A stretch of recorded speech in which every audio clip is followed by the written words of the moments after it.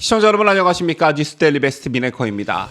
여러분께서는 혹시 대한민국 정부의 3축을 알고 계시는지요? 아마 국정원 정도는 상식적으로 다 알고 계실 거고 나머지 2축엔 기무사령부와 국군정보사령부, 흔히 정보사라고 부르는 곳이 있습니다. 그런데 문재인 정부는 2017년 국정원 무력화, 2018년 기무사령부 해체에 이어 2019년 이들의 뿌리인 정보사 붕괴를 끝으로 대한민국 국가정보의 3대 축을 완전히 무너뜨렸습니다.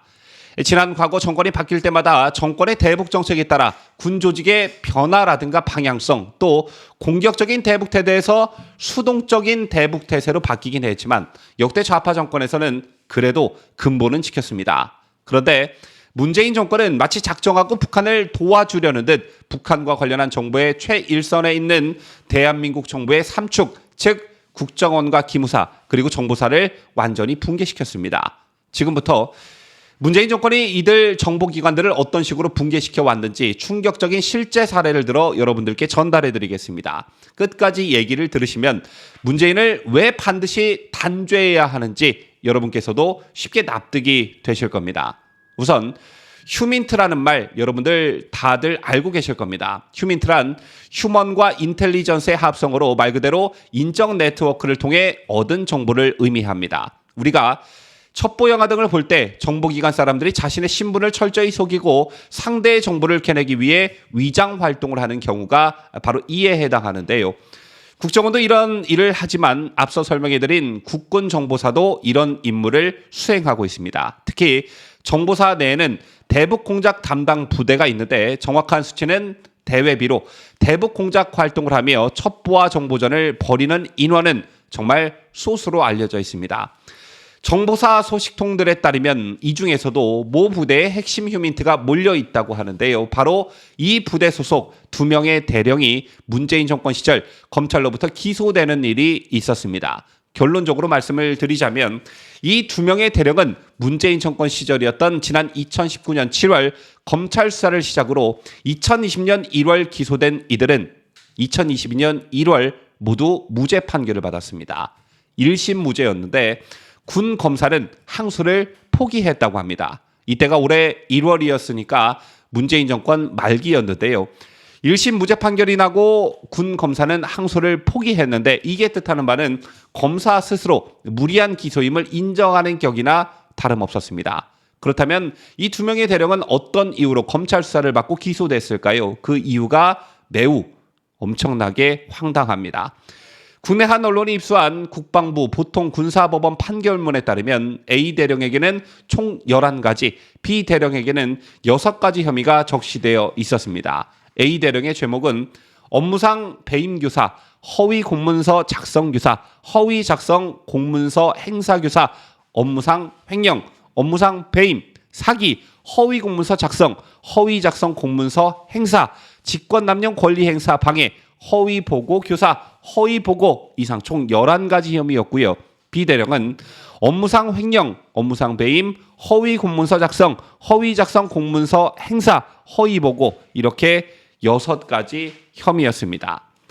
이렇게만 놓고 보면 이 두 대령이 엄청나게 많은 불법 비리를 저지른 것처럼 느껴지실 텐데요. 여러분께서 한번 직접 판단해 보시죠.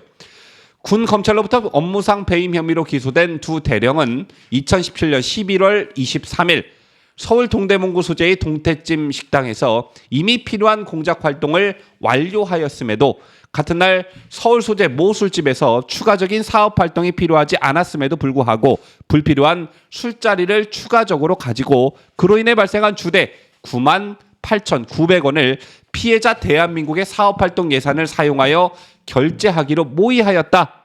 피고인들은 공모하여 피고인들 본인에게 98,900원에 해당하는 재산상의 이익을 취득하게 하고 피해자 대한민국에게 같은 액수에 해당하는 재산상 손해를 가하였다. 이게 바로 검찰이 이들을 기소한 이유였는데요. 동태찜 식당에서 이미 공작 활동을 마쳤는데 왜 2차로 술집에 가서 98,900원을 썼냐? 이건 업무상 배임 혐의에 해당하고 당신들 2명은 대한민국에 98,900원의 손해를 입혔다. 뭐 이런 겁니다. 참 어처구니가 없죠. 자, 그런데 법원은 이 건과 관련해 무죄를 선고하면서 공작원들의 활동은 정형화돼 있지 않고 신변에 대한 위험성이 내재돼 있는 경우가 많으므로 활동을 하기 위해서는 단순한 친분 관계를 넘어선 깊은 신뢰관계 구축이 필요하다면서 비대령이 동태찜 식당에서 이미 필요한 사업 활동이 완료됐다고 단정할 수가 없으며 배임의 의사를 추단할 수 있을 만큼 과도한 액수로 보이지 않는다고 판시했습니다. 너무나 상식적이고 납득이 가는 판결이죠. 동태찜 식당에서 밥을 먹으며 공작 임무를 수행했고 그 연장선에서 2차로 술집에가 98만 원, 980만 원을 쓴 것도 아니고 9만 8천 원을 썼다는 이유로 이를 업무상 배임이라며 기소한 군 검찰의 의도가 드러나는 대목이라 할 수 있습니다. 이 밖에도 모든 제목이 비슷한 수준의 내용이었습니다. 사기의 경우엔 A대령의 공작활동 대상자 모 씨가 현재 사업이 어려워 활동을 하지 못할 정도이니 100만 원 정도 지원해달라 이렇게 공작활동의 담당 사업관에게 부탁했는데 이 돈이 결국 모 씨의 명의 계좌가 아닌 다른 계좌로 들어간 정황으로 인해 기소가 됐습니다. A대령의 지휘 아래 모 씨가 공작활동을 벌이다 자금이 부족해 활동이 위축이 되고 있으니 100만 원만 지원해달라고 했고 A대령은 돈을 보냈습니다. 그런데 모 씨가 아닌 한 음식점 주인의 계좌였다고 하는데요. 어떻게 된 일이었냐면 모 씨가 공작 활동을 하며 지불한 식대를 음식점 주인 계좌로 A대령이 직접 붙인 것이었습니다. 재판부도 검찰의 이 같은 기소에 무죄 판결을 내렸는데요. 재판부는 공작원은 사업 대상자에 대해 조정 통제권을 확보하기 위해 이처럼 대상자의 채무를 변제하는 방법으로 지급하는 방식도 가능하다고 봤습니다. 즉 공작 활동의 범위를 폭넓게 인정해 준 것이라 할 수 있는데요. 가장 황당한 건 허위 공문서 작성 혐의였습니다. 쉽게 설명해 드리자면 2명이 식사한 것을 3명으로 적어냈다라는 이유였는데 즉 걸 수 있는 건 죄다 트집을 잡아 기소했다 이렇게 볼 수 있습니다. 재판부는 대부분의 죄목에 공통적으로 증거에 의하여 입증되어야 할 것이나 이를 인정할 증거가 없다 이렇게 명시했는데요. 모두 뚜렷한 증거 없이 기소했다는 얘기입니다. 심지어는 3명이서 커피를 마시다가 1명이 자리를 뜬 후에 2명이 남은 상태에서 커피 한 잔을 더 시켜 먹었다는 이유로 횡령을 언급하기도 한 것으로 알려졌습니다. 자, 이처럼 두 대령은 무죄를 받았지만 이미 피해는 막심했다고 합니다. 우선 이 둘의 재판이 진행 중인 동안 공작부대 내부 분위기가 얼어붙다시피 했다는데요. 괜히 트집을 잡혀 재판까지 받을 수 있다는 분위기 때문에 업무가 상당히 위축될 수밖에 없었고 특히나 수사 과정에서 참고인 명목으로 공작 업무와 관계된 인물들을 무차별적으로 조사했다는 점 때문에 피해가 정말 막심했다고 합니다. 그 바람에 필수 핵심 군사 전력인 주요 대북 공작망이 모두 무력화되다시피 했다는데요. 정보사일각에서는 이들의 무리한 수사 배경에 육사 출신이라는 배경이 한몫했다는 얘기가 돌았다고 합니다. 이미 알려진 대로 문재인 정부는 국방개혁의 일환으로 육사 독식 구조 탈피를 위해 비육사 출신들을 중용해 왔죠. 여기에 더해 A대령과 B대령은 박근혜 정부 시절이었던 2016년 류경식당 종업원 집단 탈북을 주도한 인물들이었습니다. 때문에 문재인 정권 입장에서는 눈에 가시 같은 존재들이었을 것이고 한편으론 두려움의 존재들이었을 것입니다. 좀 더 정확히 말씀드리자면 류경식당 종업원 집단 탈북과 관련해 육사 선배인 B대령이 주도했고 A대령은 지원 역할을 했다고 하는데요. 판결문 또한 피고인은 과거 탈북민 집단 기하를 성사시킨 사례가 있다고 명시하고 있습니다. 그렇다면 문재인 정권은 왜 이들을 표적 삼아 제거하려 했을까요? 당시를 기억하시는 분들 많으실 테지만 류경식당 집단 탈북을 물꼬로 이후 6개월간 북한 엘리트층들의 탈북 행렬이 이어졌습니다. 따라서 박근혜 정부는 류경식당 사건을 계기로 흡수 통일이 가능하다고 봤고요. 박근혜 대통령이 국군의 날 행사장에서 북한 주민들에게 공개적으로 자유 대한민국으로 오라는 메시지를 낸 것도 이 같은 배경이 있었던 것입니다. 한 군 관계자의 말에 따르면 이 같은 박 대통령 구상의 핵심에 두 대령이 있었다고 하는데요. 어쨌든 문재인 정권은 이 같은 표적 수사를 통해 소기의 목적을 달성했습니다. 이게 무슨 말이냐면 군 검찰 조사 과정에서 기소된 사안과 관계없는 다른 대북 공작망까지 요구했고 이에 따라 고도의 보안이 생명인 대북 공작 내용이 고스란히 조직 외부로 유출됐습니다. 실제로 당시 정보사가 추진 중이었던 대북 공작 사업 여러 건이 올스톱되거나 그동안 쌓아왔던 휴민트가 모두 무너져 버렸다고 하는데요. 한 번 무너진 휴민트를 복구하는 데는 10년 정도가 걸린다고 합니다. 그만큼 오랫동안 신뢰를 쌓아왔기 때문인데 문재인 정권 동안 받은 재판으로 A 대령은 갑상선암, B 대령은 피부암에 걸려 수술을 받았다고 합니다.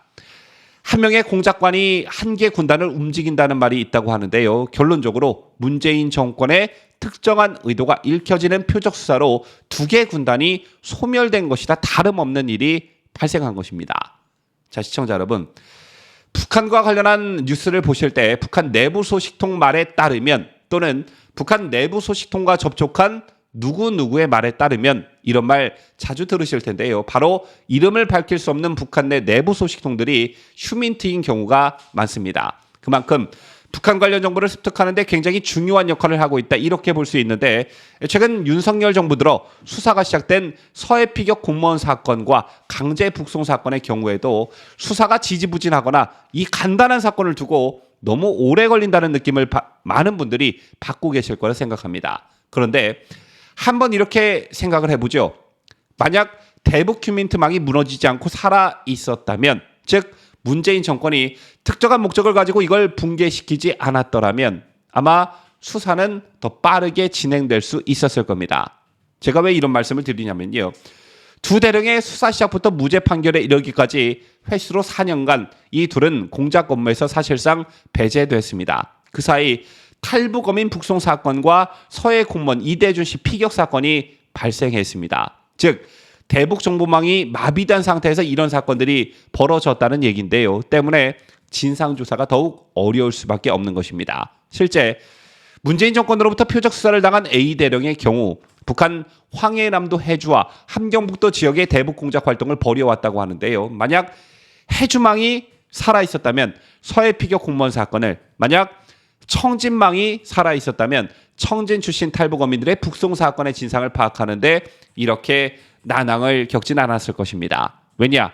이 사건과 관련해 북한에서도 돌고 있는 얘기가 있을 테고 이것만큼 정확한 정보가 또 어디 있을까요? 지금까지 문재인 정권이 우리나라 정보의 삼축이라 불리는 국정원, 기무사령부, 국군정보사령부 중 특히 정보사령부를 어떻게 붕괴시켜 왔는지 여러분들께 상세히 보도해드렸습니다. 이 같은 문재인 정권의 만행이 누구를 이롭게 한 일이었냐라는 물음에 대한 답은 너무나 간단하죠. 북한 주민들도 아니고 북한 김정은 정권을 이롭게 한 문재인, 가만 놔둬서 되겠습니까? 지금까지 저는 자유대한민국을 소화하는 뉴스데일리 베스트 민앵커였습니다.